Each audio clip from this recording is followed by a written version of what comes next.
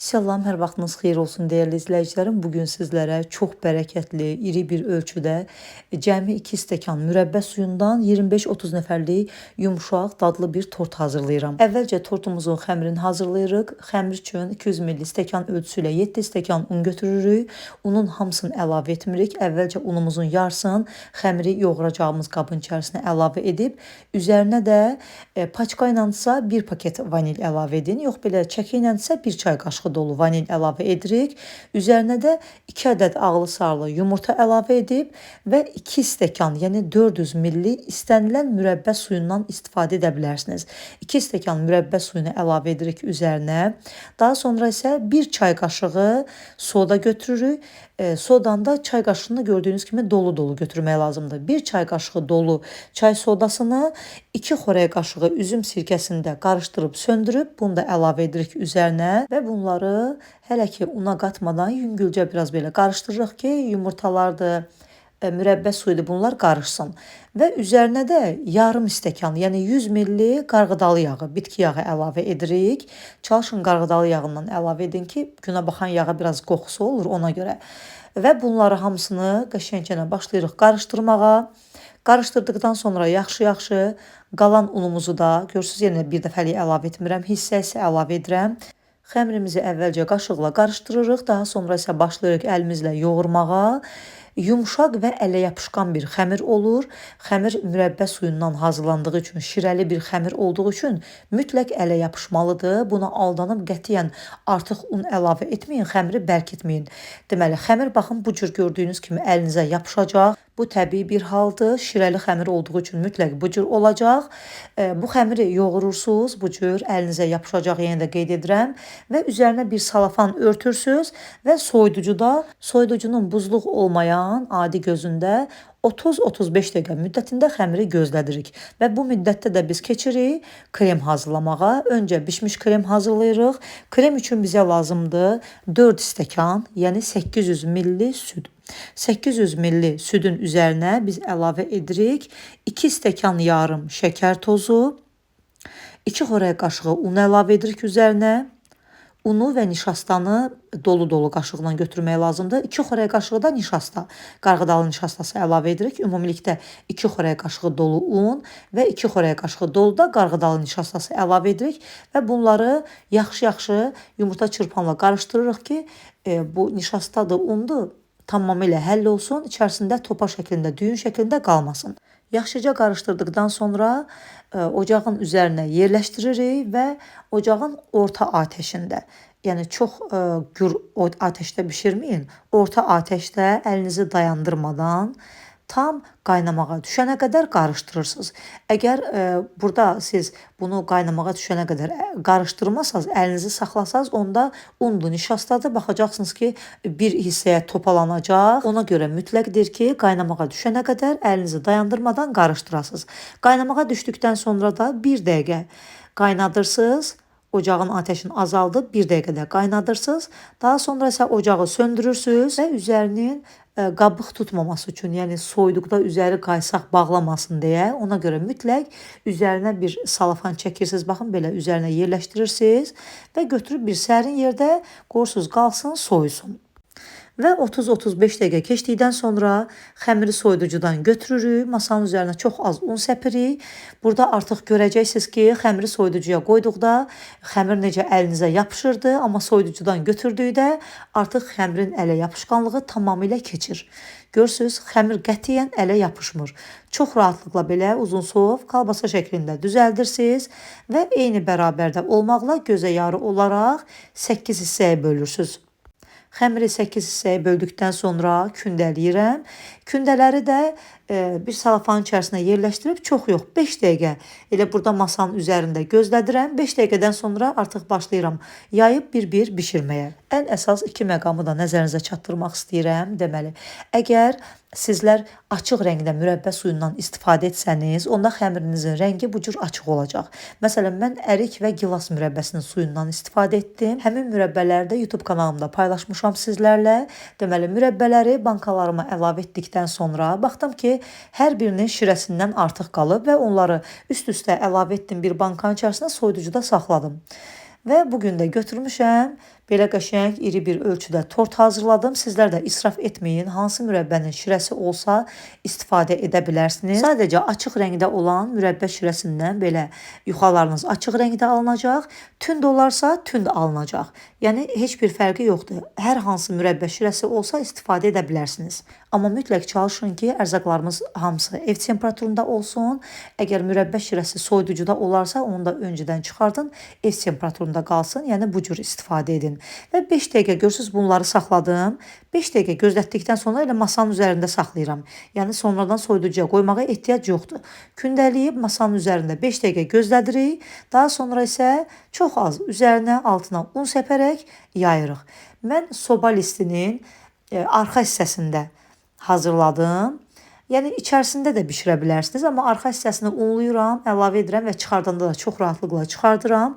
Ona görə elə sizlər də listin arxa hissəsində bu kündələri bişirə bilərsiniz. Çox rahatlıqla bişərkən listdən çıxır. Xəmir rahatlıqla yayılır, qətiyyən qırılmır, yapışmır. Çox gözəl bir xəmirdir. Mən deməli bu tortumu 30 santimetr ölçüdə hazırladım. Ona görə biraz gördüyünüz kimi kvadrat ölçüdə çalışıram yayım. Sizlər dairəvi formada da hazırlaya bilərsiniz.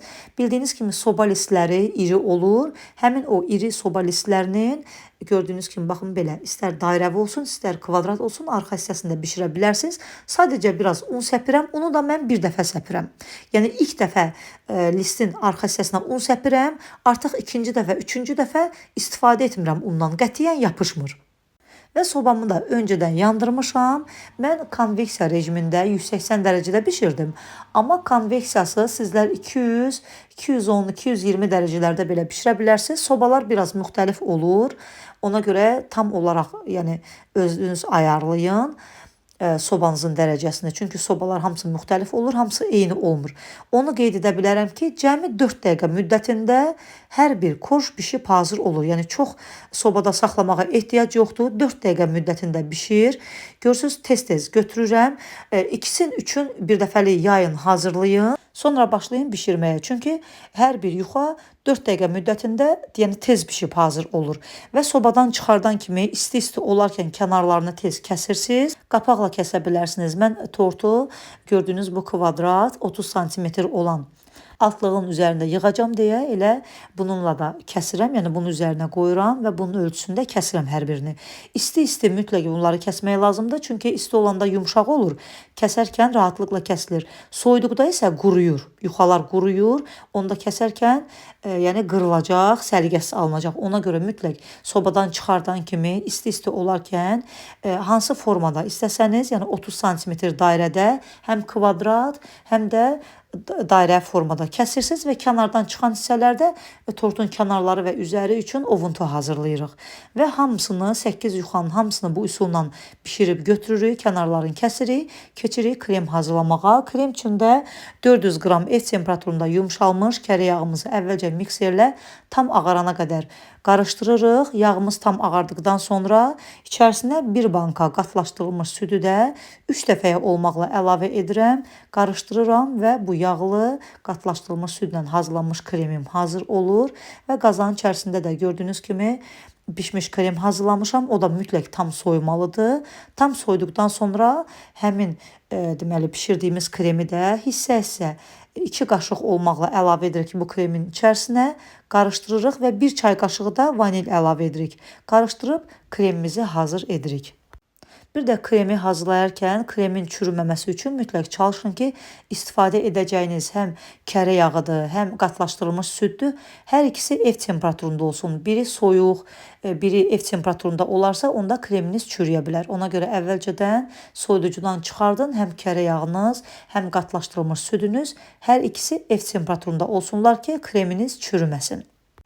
Bişirdiyiniz bu zavarnoy kremdə, yəni bişmiş kremdə mütləq soyumalıdır. Yəni tam soyduqdan sonra bunu da sonda qaşıq-qaşıq əlavə edirik və mikserlə yaxşıca qarışdırıb kremimizi hazır edirik. Eynən dondurma dadında çox ləzzətli bir krem hazır olur. Və burada gördüyünüz kimi baxın, mən yenə də yuxaları sizlərə göstərirəm. Yuxalar soyduqdan sonra quruyurlar. Buna görə narahat olmayın. Tortu kremliyib bir gün saxladıqdan sonra tortumuz eynən ballı tort kimi çox yumşaq olur. Yuxalar da hazır, krem də hazır olduqdan sonra artıq başlayıram tortumuzu yığmağa. Tortu kremləyərkən yuxalar tərpənməsin deyə ilk yuxanı əlavə etməmişdən öncə altlığın orta hissəsinə biraz kremlə əlavə edirik və yuxaları beləcə gördüyünüz kimi hamısını üst-üstə yerləşdirərək bolluca kremləyirik. Bir də zövqə görə istəsəniz kremlədikdən sonra üzərinə, yəni aralarına həm qoz ləpəsi, həm də damla şokolad da səpə bilərsiniz. Dəyərli izləyicilərim, onu da nəzərinizə çatdırım ki, məsələn mən burada 7 stəkan undan istifadə etdim. Çünki mürəbbələrin suyuları biraz duru idi. Amma məsələn ola bilər ki, mürəbbənin suyu daha da qatı olar. Sizlər 6 stəkan yarım da undan istifadə edə bilərsiniz. Yəni 6 stəkan yarım və 7 stəkan.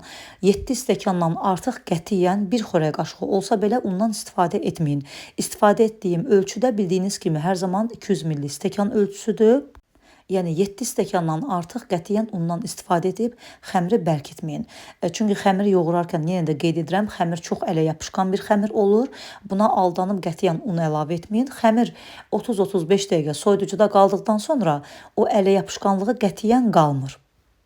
Tortumuzu sonadək bu cür gördüyünüz kimi qəşəng bolluca kremlədik. Kənar hissələrini də kremləyirəm. Tortumuzun kənarlarından kəsib çıxartdığımız hissələri də rondodan keçirtdim və tortumuzun kənarlarını üzərində gördüyünüz kimi bu cür sadə bəzəyirəm. Həm ovuntusu ilə, həm də biraz qoz ləpəsindən də istifadə etdim burada. Sizlər də öz zövqünüzə uyğun üzərini həm bəzəyə bilərsiniz, həm də sadə formada ilə öz ovuntusu ilə də hazırlaya bilərsiniz. Burada tərəzidə də sizlərə göstərirəm. Çox bərəkətli, iri bir ölçüdə tortumuz alınır. Tortu mən altlığı ilə birlikdə çəkdim. 3 kiloqram, 600 qramdan da artıq tortumuz alınır. Qeyd etdiyim kimi çox bərəkətli bir reseptdir.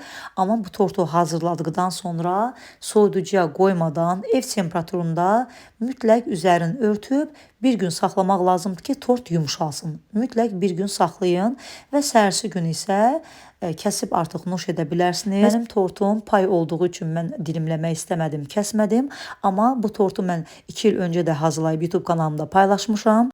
İç görünüşünü, yumşaqlığını görmək istəsəniz həmin videoya baxa bilərsiniz. Bu qədər göz haqqınızı halal edin. Videolarımızı bəyənib yaxınlarınızla paylaşmağı unutmayın. Sağ olun, salamat qalın.